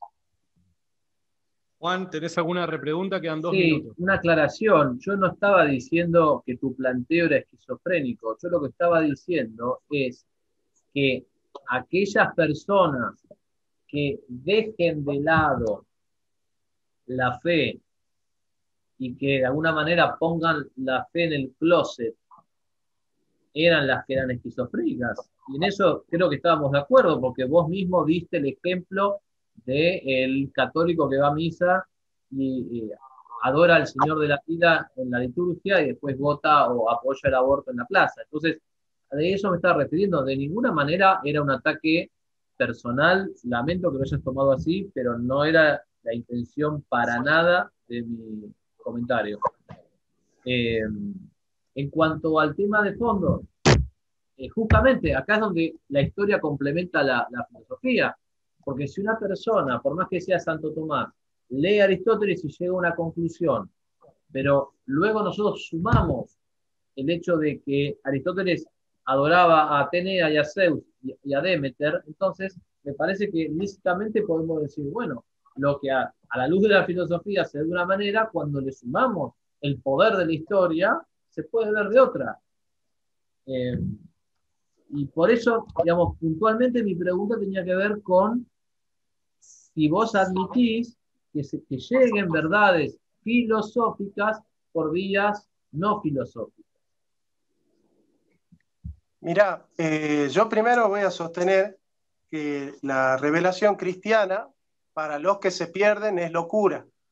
¿Sí? Eso lo dice el apóstol San Pablo, es decir, los griegos piden razones, pero los cristianos no damos razones al modo de los griegos, es decir, al modo de la filosofía. Predicamos a Cristo, que es locura y es piedra de tropiezo para los que piden señales, como son los judíos, o es locura para los griegos que piden razones. Yo creo que vos confundís esquizofrenia con doble verdad. El que acepta el aborto y le reza a Cristo está en el paradigma de la doble verdad, es decir, aquel que afirma en sede filosófica una cosa y en sede teológica otra cosa. Pero lo que hace Santo Tomás de Aquino no es la doble verdad, la autonomía desintegrada. Lo que hace Santo Tomás es, cuando hace filosofía, parte de la realidad y siempre parte de la realidad. Y esa es una de las preguntas que te voy a hacer. ¿Cómo es posible que vos aceptes? Perdón, Johnny, tuve que cortar, se pasaron los 5 minutos. Disculpe. Bueno, vamos entonces con Jonathan ahora, con la tercera pregunta, anteúltima pregunta de Jonathan Bien. a Juan Carlos. Vamos. Bien. La pregunta, y es completando esto entonces, ¿es cierto lo que dice Santo Tomás, que el oficio del filósofo es especular partiendo del ente? Porque yo considero que cuando vos decís que hacer teología es citar la Biblia, vos confundís teología con fideísmo, como que hacer teología es citar versículos bíblicos nada más. Hacer teología es también especular a base de la revelación. Entonces la pregunta es, ¿tiene razón Santo Tomás cuando dice que es propio de la filosofía la racionalidad, pero no especular a base de lo que dice la revelación, que es teología, sino que es la racionalidad, la especulación, partiendo siempre del ente sintético, ya que no hay nada en el entendimiento que no deba partir de los sentidos? Tiene razón Santo Tomás cuando dice que la filosofía es realista porque parte de la realidad del ente, o Santo Tomás se equivoca cuando define así la filosofía. En primer lugar, la definición de teología que vos me atribuís, yo no la dije nunca. Yo nunca dije que la teología es citar versículos bíblicos. De hecho, salvo ese detalle, en términos generales, coincido con vos en que la teología es el estudio de las verdades reveladas y la inferencia lógica a partir, o tomando como punto de partida las verdades reveladas. Así que, en primer lugar, no me hago cargo de eso. En segundo lugar, vos me preguntás si lo de Santo Tomás, si yo estoy de acuerdo con Santo Tomás o no. Te pido, si sos tan amable, de citarme el fragmento al cual te referís, porque me parece que lo has parafraseado, no dudo de eso, pero una pregunta tan puntual me vas a pedir que la cite, me vas a entender que te la cite. Anotá, de Veritate, cuestión 1, artículos 100 y 114, que está basado en Metafísica 998b, 22. Artículo 100 al 114. Sí, 100 y 114. En realidad, sí, 114. 100 Sí. al 114, sino 100 y 114. Sí, basado en... De Veritate, las cuestiones disputadas sobre la verdad de Santo Tomás de Aquino. Sí. De Veritate, cuestión 1, artículo 100 y 114. Dijiste basado en algo y después no te escuché. Sí, basado en Metafísica 38, 998b, 22. Bien. Te pido que me refresques entonces el ¿Puedo leer el concepto. texto? Te lo leo al texto si querés. Por favor. Sí. Dice Santo Tomás de Aquino: aquello que primeramente concibe el intelecto como evidente y en lo cual resuelve todas las concepciones es el ente, como dice Avicena en el principio de su metafísica. Este texto lo han tomado los grandes tomistas, como por ejemplo el Cornelio Fabro, que es el que descubrió el S intensivo real, es decir, hizo una revolución en los tomistas porque descubrió el S intensivo real. Él dice, el punto de partida de la filosofía es el análisis del ente, es la analítica del ente. ¿Puedo responder? ¿Sí? ¿Cómo no? Aquello en lo cual se resuelven las concepciones es el ente, eso es lo que dice Santo Tomás. Otra cosa es decir el punto de partida, no es lo mismo. No, es que el texto no, el texto empieza así. El texto dice, aquello que primeramente concibe el intelecto como evidente y en lo cual resuelve todas las nociones. Es decir, nosotros tenemos que resolver todas las nociones en base a aquello que descubrimos como evidente de manera primaria, que es el noema originario, que es el ente. Lo primero que descubre el intelecto es el ente. Bien, sí, está perfecto. Yo con esa definición estoy de acuerdo. O sea, aquello en lo cual el intelecto resuelve todas las concepciones es el ente, estoy absolutamente de acuerdo con eso. A tu pregunta contesto. A tu pregunta contesto. Estoy de acuerdo con esa definición. Pero no está diciendo ahí lo del punto de partida. Eso es otra cosa. Eso es una inferencia que podemos discutirlo o no, pero no es lo que está diciendo ese texto que me está citando. Por lo menos. Pero Santo Tomás dice, justamente siguiendo esto, de que aquello que primeramente concibe el intelecto, en el capítulo 4 de la Suma contra los Gentiles dice: no hay nada en el conocimiento que no parta de los sentidos. En eso sigue Aristóteles. No puede haber en la filosofía algo en el intelecto que no tenga como partida, como punto de partida, los sentidos, porque el punto de partida de la filosofía realista es la realidad efectiva del ente sintético real, es decir, del ente ilemórfico. Es desde ahí donde Santo Tomás, por analogía, va a llegar a predicar por vía de la remoción atributos de Dios. Pero si la vía de la remoción parte del ente sintético por analogía, el primum cognitum, el semantema originario, el noema originario y el iluminante trascendental es la evidencia del ente. O sea, la filosofía realista es realista porque parte de la realidad, no toma ninguna premisa de la autoridad de la revelación. Y Santo Tomás entiende ese oficio.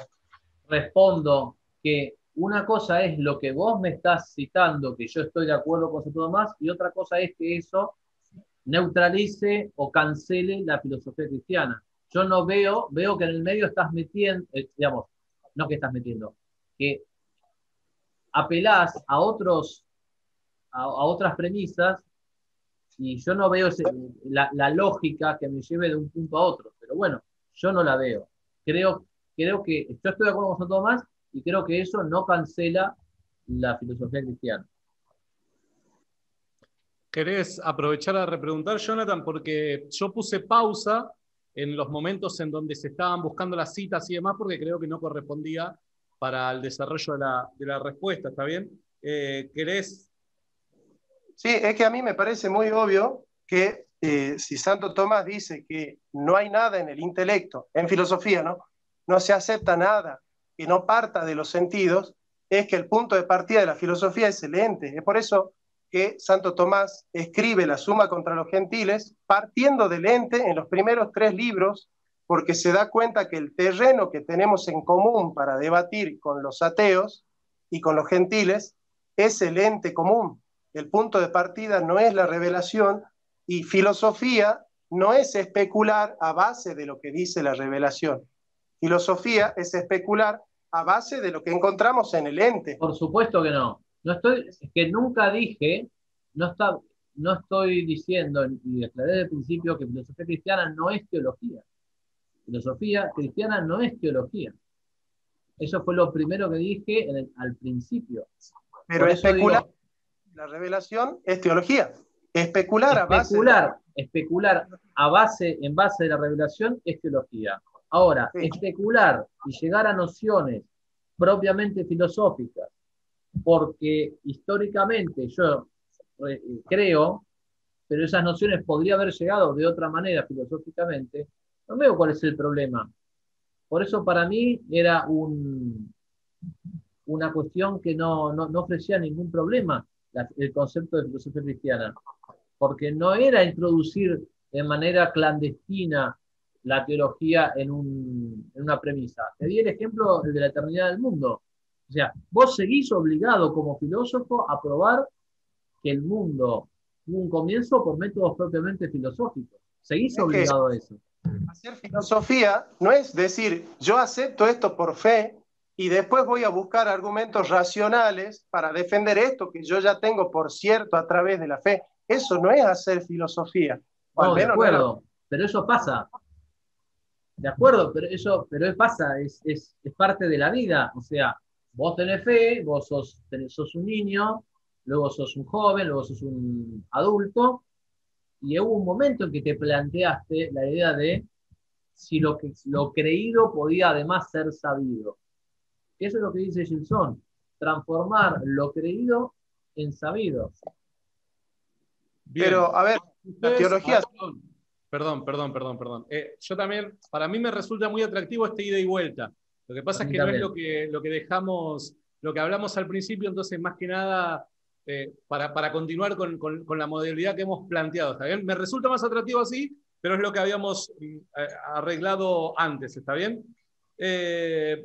A ver, vamos con la última pregunta de Juan Carlos. Vamos con la última pregunta de Juan Carlos y luego con la última de Jonathan y vamos a seleccionar alguna que otra del público. ¿Está bien? ¿Juan? Bien.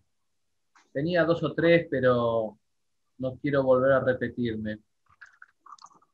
No. Ahí el profesor Ramos repitió varias veces que la filosofía y la fe son autónomas. Dijiste eso. Ahora bien, autonomía significa autónomos, que se da la norma a sí mismo, ¿no? Hasta ahí estamos de acuerdo. Entonces, yo me pregunto, digamos, ¿cómo puede ser autónoma la filosofía?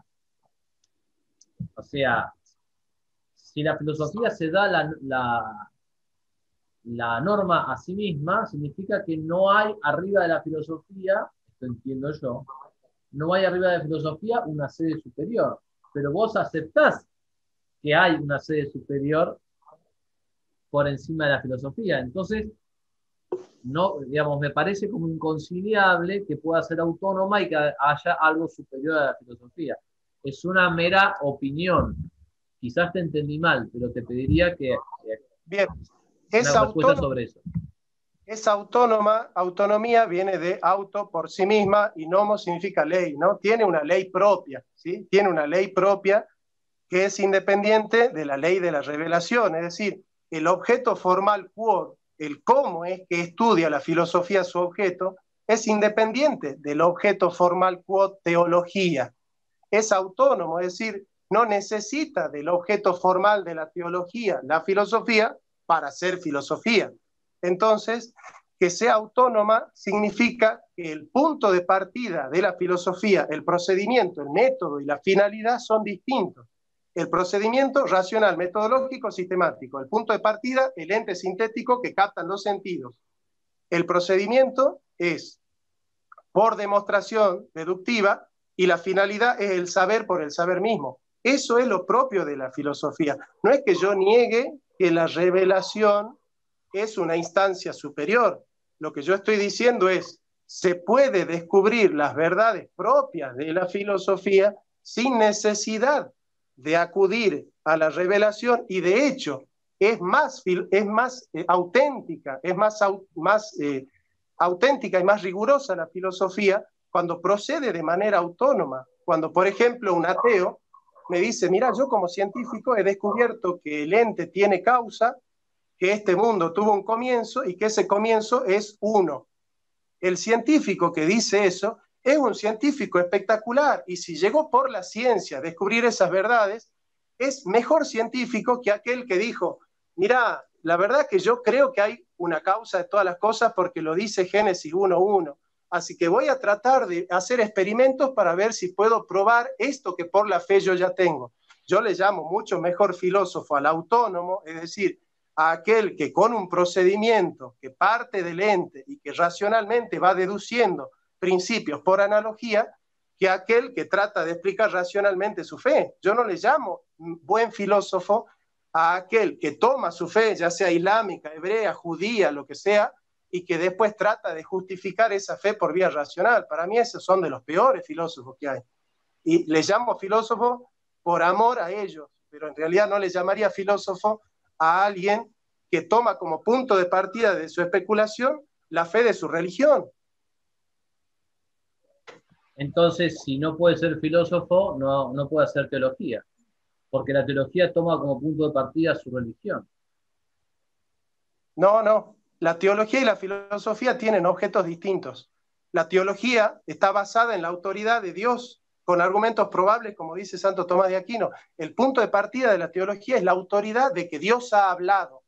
El punto de partida de la filosofía es la evidencia del ente sintético, son cosas distintas, son procedimientos distintos. Yo no estoy negando la teología. Es más, la filosofía que yo cultivo autónomamente se integra con la revelación, pero no está subsumida al dato de la revelación, porque mi filosofía no necesita que la revelación la ponga en su objeto. Llega a su objeto sola, con las luces de la razón natural. Ok, bien. Vamos con la última pregunta de Jonathan. Bien. Un segundo. Ahí vamos. Bien. ¿Cómo nosotros podemos justificar la existencia de la filosofía cristiana si en realidad el cristianismo ha ejercido un influjo en la filosofía, por ejemplo, de los medievales, tanto como lo hicieron los griegos, que son paganos, tanto como lo hicieron, por ejemplo, los árabes, en el caso de Averroes, Avicena y Avicebrón, que era judío? En ese caso, vos llamarías a Maimónides filósofo judío porque hace filosofía judía, porque es judío. Entonces Averroes hace filosofía musulmana porque es un musulmán, y por ejemplo Marx hace filosofía atea porque es un ateo. ¿Cómo es que vos seccionás el influjo del cristianismo y desconocés que la filosofía pagana y la religión musulmana de alguna manera también habrían ejercido influencia en los filósofos medievales? ¿Por qué la llamás solo cristiana y no la llamás también árabe, también judía, también musulmana, también pagana? No puedo responder esa pregunta porque hay un supuesto que yo no admito, que es que yo secciono. Yo creo no seccionar nada.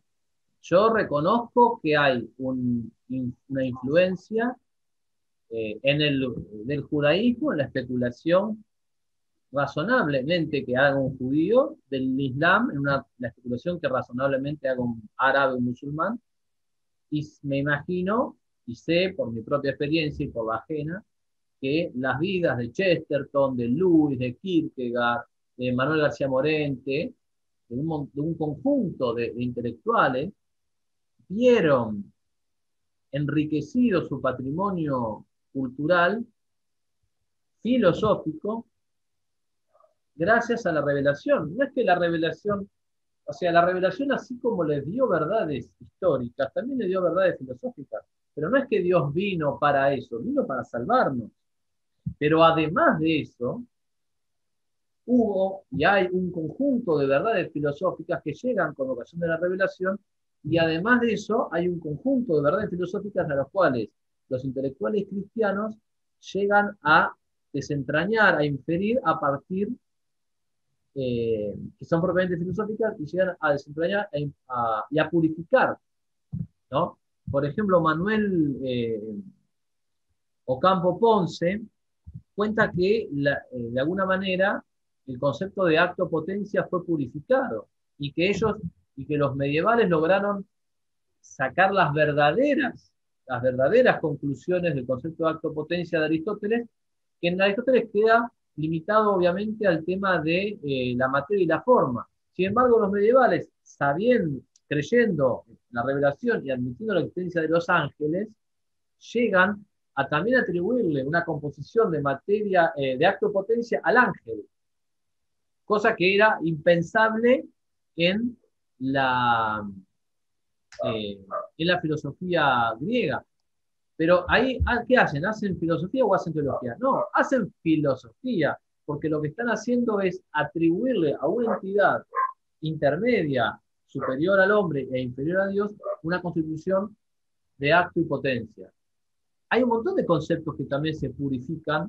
El concepto de naturaleza, el concepto de naturaleza es un concepto filosófico, pero de alguna manera se purifica y con ocasión del conocimiento de la revelación. Por eso hablamos de la doble naturaleza en Cristo.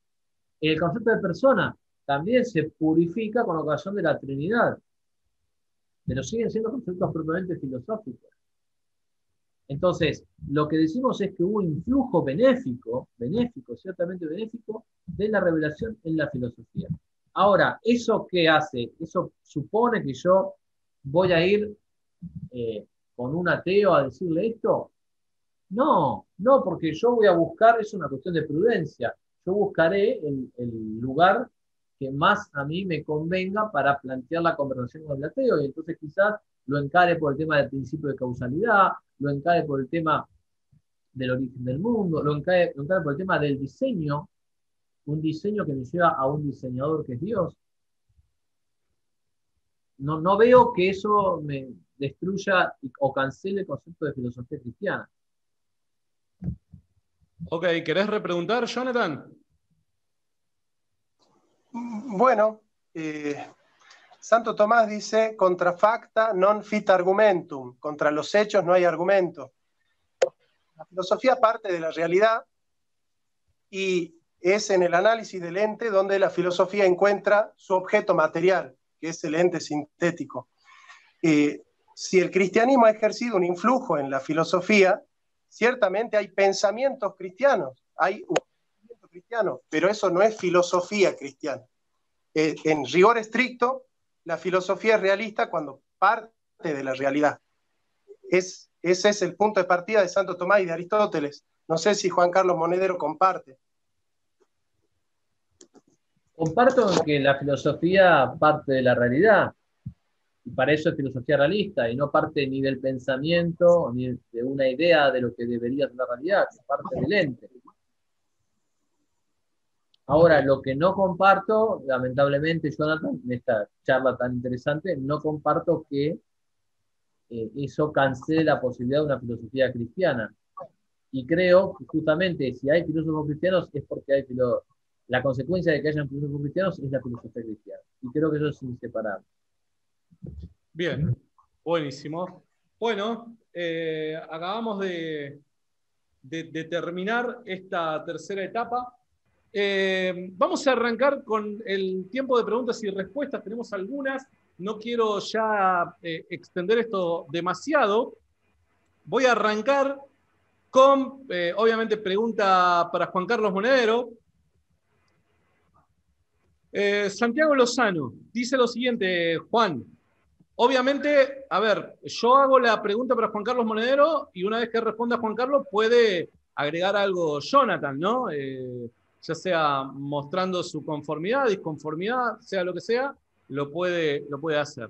Bueno, vamos para la pregunta a Juan Carlos Monedero. Dice, ¿la fe del filósofo influye sobre la persona, pero influye también sobre la filosofía para hacerla cristiana? ¿Este cambio es formal dentro de la ciencia? Sí, influye en la persona, en el sentido de que nuestras creencias sobre la realidad deberían notarse en la forma en que hacemos filosofía. Me remito a lo que dice Chesterton, que lo repito por si alguno se acaba de conectar. Le preguntaron si existía filosofía cristiana y él respondió con mucho sentido común. Yo soy cristiano y cuando filosofo se me nota.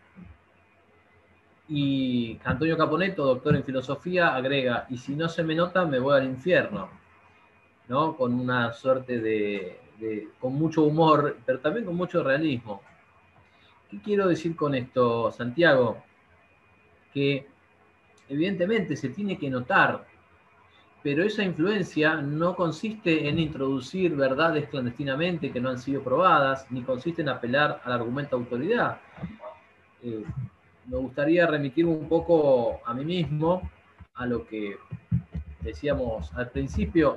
La filosofía cristiana, primero que nada, elimina la vanidad, la vana curiosidad, purifica la razón humana, ofrece un centro que es Dios, ofrece al filósofo cristiano, en tanto filósofo, una confirmación de un montón de verdades que él podría intuir o podría descubrir, pero ahora sabe que son así. Y además, el filósofo cristiano realiza su tarea filosófica creyendo en la segunda venida de Cristo, en el juicio final y en el Apocalipsis. Vive en la esperanza de una restauración final y sin dejar por eso de ser filósofo y sin dejar de utilizar argumentos filosóficos. De manera tal que sí, que debe notarse que es cristiano. De la misma manera que un abogado, vamos a poner un abogado, ¿no? Un abogado tiene que pleitar. A la hora de pleitar, va a utilizar argumentos propios de la ley, pero uno se va a dar cuenta que es cristiano por el tipo de causas que defiende, por el tipo de causas que ataca, ¿no? Un médico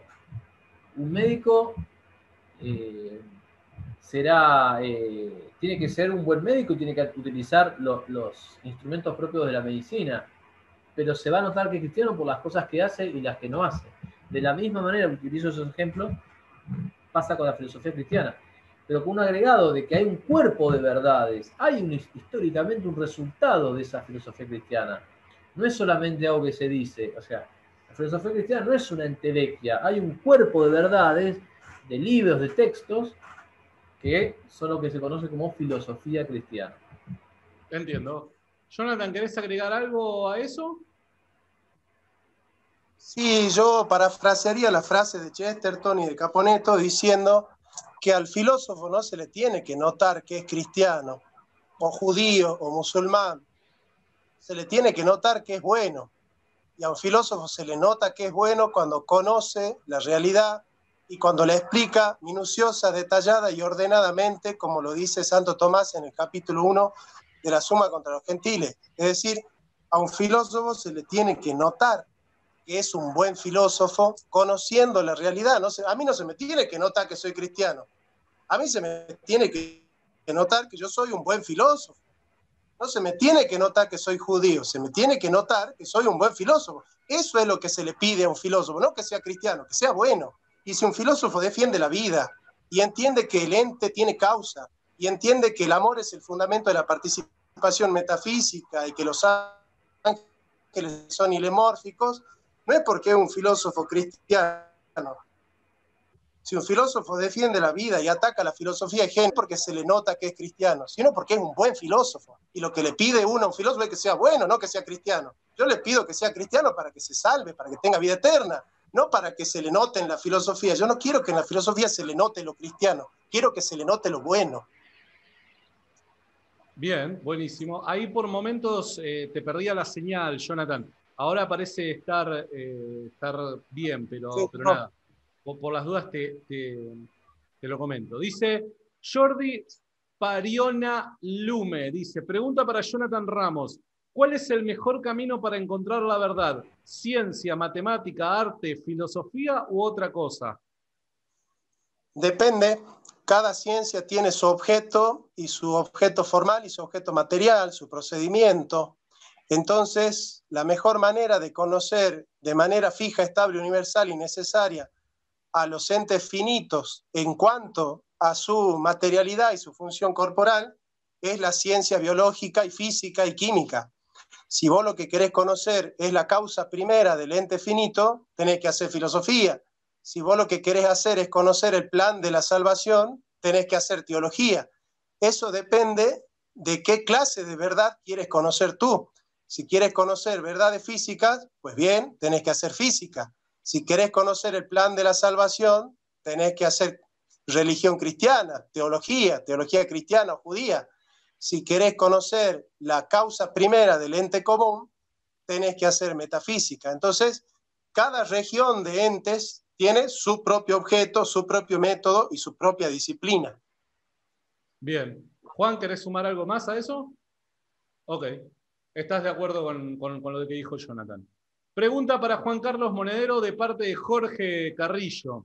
Dice, pregunta para Monedero, si el cristianismo perfeccionó la filosofía, ¿eso es filosofía o teología que complementa a la filosofía?